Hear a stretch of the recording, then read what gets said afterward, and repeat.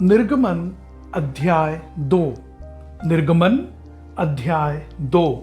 Levy के घराने के एक पुरुष ने एक लेवी वंश की स्त्री से विवाह कर लिया। वह स्त्री गर्भवती हुई और उसके एक पुत्र उत्पन्न हुआ, और यह देखकर कि यह बालक सुंदर है, उसे 3 महीने तक छिपा रखा। जब वह उसे और छिपा न सकी, तब उसके लिए सरकंडों की एक टोकरी लेकर उस पर चिकनी मिट्टी और राल लगाई, और उसमें बालक को रखकर नील नदी के किनारे कांसों के बीच छोड़ आई। उस बालक की बहन दूर खड़ी रही कि देखे उसका क्या हाल होगा। तब फिरौन की बेटी नहाने के लिए नदी के किनारे आई।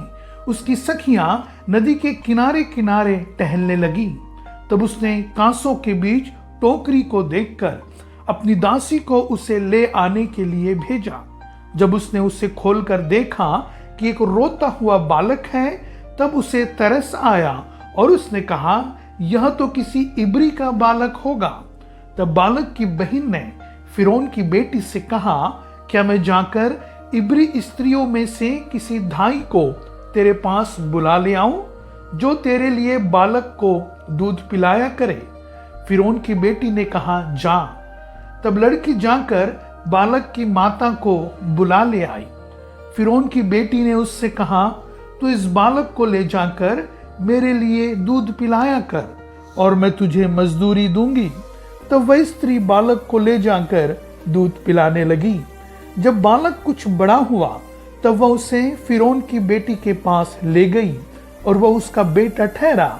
उसने यह कहकर उसका नाम मूसा रखा, मैंने इसको जल से निकाला था। ऐसा हुआ कि जब मूसा जवान हुआ और बाहर अपने भाई बंधुओं के पास जाकर उनके दुखों पर दृष्टि करने लगा, तब उसने देखा कि एक मिस्री जन उसके एक इब्री भाई को मार रहा है। उसने इधर उधर देखा कि कोई नहीं है, तो उस मिस्री को मार डाला और बालू में छुपा दिया। फिर दूसरे दिन बाहर जाकर उसने क्या देखा कि 2 इब्री पुरुष आपस में मारपीट कर रहे हैं। उसने अपराधी से कहा, तू अपने भाई को क्यों मारता है? उसने कहा, किसने तुझे हम लोगों पर हाकिम और न्यायी ठहराया? जिस भांति तूने मिस्री को घात किया, क्या उसी भांति तू मुझे भी घात करना चाहता है? तब मूसा यह सोचकर डर गया, निश्चय वह बात खुल गई है। जब फिरौन ने यह बात सुनी, तब मूसा को घात करने की युक्ति की। तब मूसा फिरौन के सामने से भागा और मिद्यान देश में जाकर रहने लगा, और वह वहां एक कुएं के पास बैठ गया। मिद्यान के याजक की 7 बेटियां थीं, और वे वहां आकर जल भरने लगी कि कठोतों में भर के अपने पिता की भेड़ बकरियों को पिलाए। तब चरवाहे आकर उनको हटाने लगे। इस पर मूसा ने खड़े होकर उनकी सहायता की और भेड़ बकरियों को पानी पिलाया। जब वे अपने पिता रूएल के पास लौटी, तब उसने उनसे पूछा, क्या कारण है कि आज तुम इतनी जल्दी लौट आई हो?